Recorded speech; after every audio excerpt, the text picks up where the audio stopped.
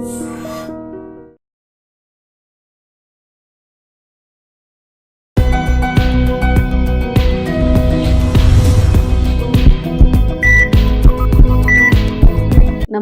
Welcome to healthy conversations with IT media. నేను మీ Jhansi. So ఈరోజు మనతో ఉన్నారు వంటింటి చిట్కాలకు కీరఫడస్ అయిన మధుసూదన్ శర్మ గారు. 35 ఏళ్లకు పైగా ఆయుర్వేద వైద్యాన్ని అందిస్తున్నారు. మరి గ్యాస్ ట్రబుల్ గురించి మనం మాట్లాడుకున్నట్లయితే, ఎప్పుడు ఏ డిసీజ్ కానీ ఏ వ్యాధి లేని వాళ్ళు కూడా ఏమి లేదు, ఒక్క గ్యాస్ ప్రాబ్లం తప్ప పొరగడుతో ఆ ట్యాబ్లెట్ ఏదో వేసుకుంటారని చెప్తూ ఉంటారు. బట్ గ్యాస్ట్రిక్ సమస్య ఇంకొన్ని ఆరోగ్యపరమైన సమస్యలకి దారితీసే అవకాశం ఉంటుంది. కాబట్టి దీని నుంచి ఎలా బయటపడాలి, అసలు గ్యాస్ట్రిక్ సమస్య రావడానికి గల కారణాలు ఏంటి అడిగి తెలుసుకుందాము. నమస్తే అండి. నమస్తే. సో అంటే ఆడవాళ్ళని కాదు, మగవాళ్ళని కాదు, గ్యాస్ట్రిక్ సమస్యతో బాధపడుతూ ఉంటారు. సో వాళ్ళకి ఈరోజు ఒక మంచి అంటే ఇంట్లో చేసుకునే ఏదైనా రెసిపీ కానీ లేదా ఆహారపు అలవాట్లు, జీవనశైలి విధాన మార్పులు తెలియజేయండి.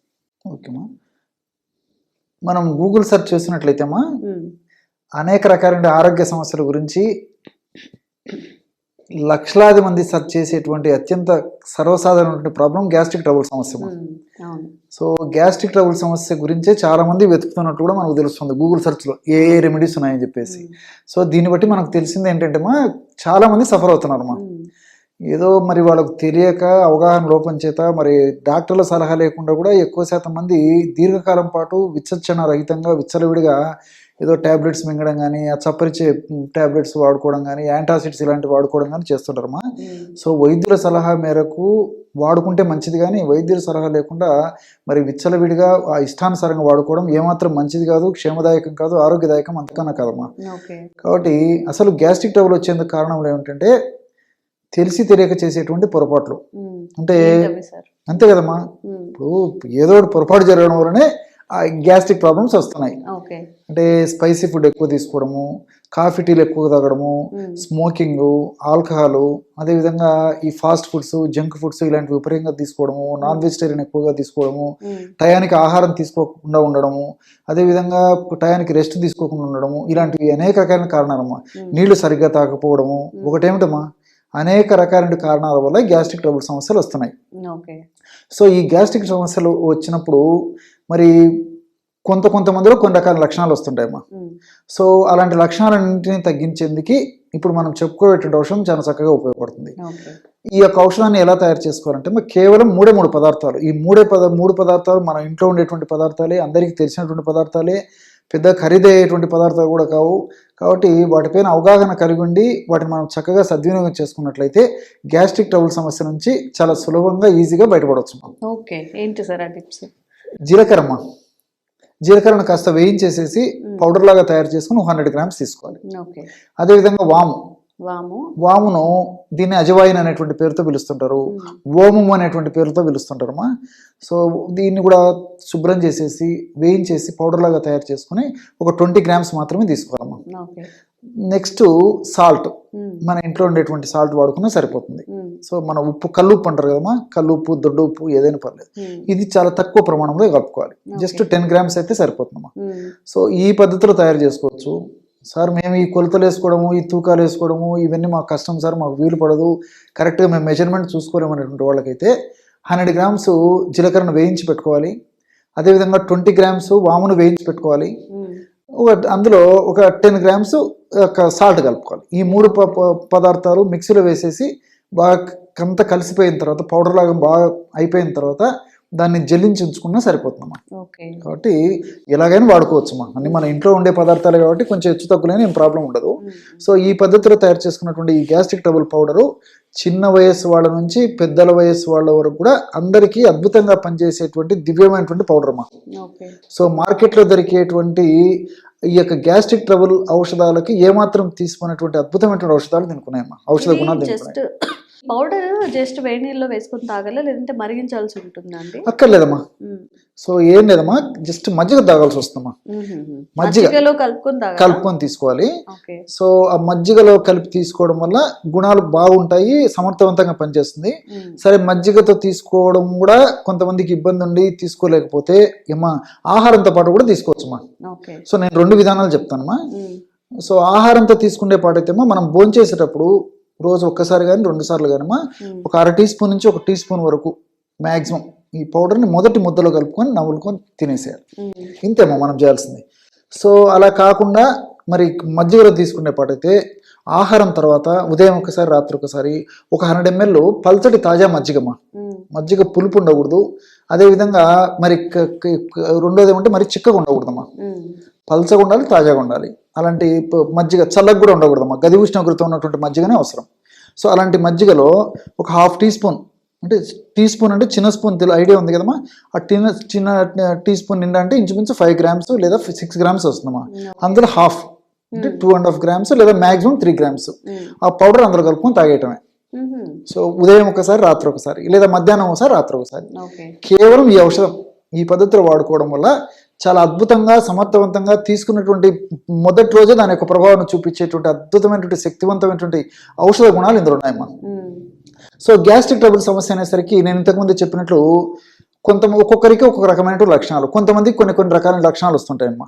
అంటే కడుపులో నొప్పి ఉండడము, కడుపు వికారంగా ఉండడము, వాంతి వచ్చినట్టు ఉండడము, కొంతమందికి అయితే వాంతి అవుతే కానీ ఫ్రీ కదమ్మా అలాగ ఉండడము, అదేవిధంగా నోట్లో నీళ్లు ఊరుతుండడము, కడుపు ఉబ్బరంగా ఉండడము, కడుపులో రాయి పెట్టినట్టు ఉండడము, మోషన్ సరిగా కాకపోవడము, కొంతమందికి మోషన్స్ 3-4 సార్లు అవుతుండడము, అయ్యేటువంటి మోషన్స్ కూడా కొంచెం స్మెల్తో కూడినటువంటి మోషన్స్ అవుతుండడము, ఫ్లాట్ అంటే అపానవాతం, దీన్నే మనం సర్వసాధారణంగా పిత్తులు అంటుంటారమ్మా, అలాంటి ఆ అపానవాతం పోతుండడము, ఇలాంటివన్నీ కూడా ఈ లక్షణాలన్నీ కూడా గ్యాస్ట్రిక్ ట్రబుల్లో సమస్యలు ఉంటాయన్నమాట.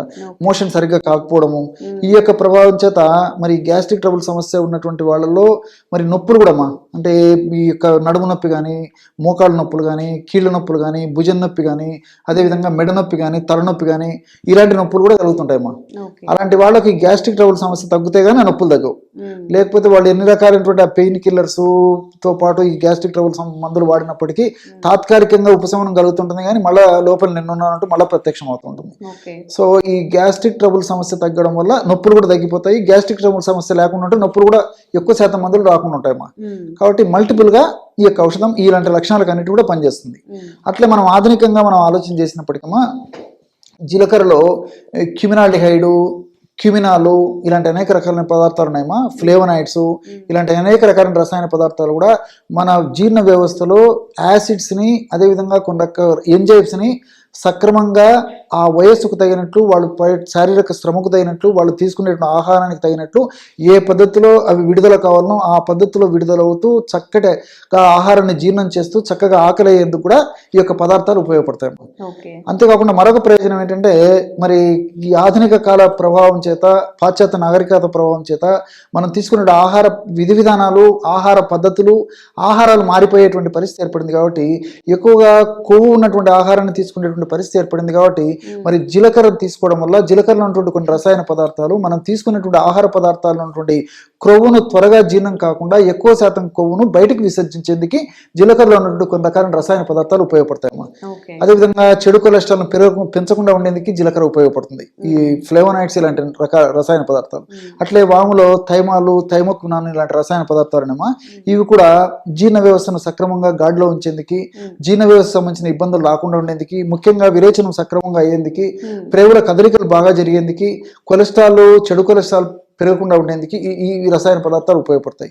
అట్లే సాల్ట్ అమ్మా, ఈ సాల్ట్ ఎక్కువ ప్రమాణంలో వాడుకోవడం వల్ల ఇబ్బందికరంగా ఉంటుంది, కానీ తక్కువ ప్రమాణంలో వాడుకోవడం వల్ల ఈ సాల్ట్ కూడా మన దేహానికి, దేహ ధర్మాలు సక్రమంగా నిర్వర్తించడానికి అవసరం. కాబట్టి మనం తక్కువ ప్రమాణంలో ఈ సాల్ట్ వాడుకోవడం వల్ల ఈ యొక్క సాల్ట్ జీర్ణ వ్యవస్థను సక్రమంగా పనితీరును మెరుగుపరచడమే కాకుండా ఈ వాము యొక్క ఔషధ గుణాలని, జీలకర్ర యొక్క ఔషధ గుణాలని మరింత రెట్టింపు చేసి మరింత సమర్థవంతంగా పనిచేసి ఇది దోహదకారిగా కూడా ఉపయోగపడుతుందమ్మా. సో ఈ విధంగా మల్టిపుల్ బెనిఫిట్స్ ఉంటాయి. కాబట్టి మనకు తెలిసినటువంటి ఔషధమే అన్ని మనకు సైడ్ బెనిఫిట్స్ ఉంటాయి, ఎలాంటి సైడ్ ఎఫెక్ట్స్ ఉండవు. కాబట్టి క్షేమదాయకంగా వాడుకోవచ్చు. అంతేకాకుండా మరి ఇంతకుముందే నేను చెప్పినట్లు ఆధునిక నాగరికత, పాశ్చాత్య పుణ్యం అని చెప్పేసి మన ఆహార విధి విధానాలు మారిపోయాయమ్మా. మరి ఎక్కువ శాతం మందిలో మీరు గమనించి ఉంటారు, కనీసము నెలలో 3 సార్లు 4 సార్లు లేదా 5 సార్లు లేకపోతే అంతకు మించిన సార్లు రాత్రిపూట లేటుగా ఆహారం తీసుకోవడము, పార్టీలో ఫంక్షన్స్ అటెండ్ కావడము, ఆ పార్టీలు ఫంక్షన్స్లో కూడా మరి ఎక్కువ కార్బోహైడ్రేట్స్, ఎక్కువ ఫ్యాట్ ఉన్నటువంటి food, junk food, fast foods ఇవన్నీ తీసుకోవడం జరుగుతుందమ్మా. మరి ఈ నేపథ్యంలో మరి కనీసం వారంలో 2 సార్లు ఈ యొక్క ఔషధాన్ని కనీసం రాత్రిపూట మనం విశ్రాంతి తీసుకునేటప్పుడు కప్పు మజ్జిగలో కలిపేసి వారంలో 2 సార్లు తీసుకోవడం వల్ల మనం తెలిసి చేసే మిస్టేక్స్ కానీ తెలియక చేసేటువంటి మిస్టేక్స్ వల్ల మన బాడీకి కలిగేటువంటి అనారోగ్యాలు రాకుండా ఉండేందుకు ఈ యొక్క ఔషధం చక్కగా ఉపయోగపడుతున్నాం. కాబట్టి వారానికి 2 సార్లున్నా ఈ ఔషధాన్ని నేను చెప్పినటువంటి పద్ధతిలో వాడుకోవడం వల్ల కూడా మన బాడీ ఆరోగ్యము దెబ్బతినకుండా ఉండేందుకు అవకాశం ఏర్పడుతుంది. Okay okay, thank you sir. Okay. And for more videos, Please subscribe to iDream. Please subscribe to iDream. Please subscribe iDream. And please subscribe to iDream. For more videos, subscribe to iDream. please like, share and subscribe to the channel. Congratulations, iDream. subscribe to iDream. Subscribe to iDream. So subscribe to iDream Media. iDream ki iDream team అందరికి huge congratulations. Please subscribe iDream Media. Please subscribe to iDream. Subscribe iDream. Please subscribe to iDream. iDream అంటే నా కళల ఛానల్ను subscribe చేసుకున్న నోరు తిరుగుతలేదు, మీరైతే గంట గుర్తు కొట్టండి. For more such videos, please subscribe to iDream. Subscribe to iDream. Please subscribe to iDream. Please subscribe iDream Media. Please do subscribe to iDream. Please subscribe to iDream Media. For best entertainment and information, please subscribe iDream. And don't forget to subscribe to iDream.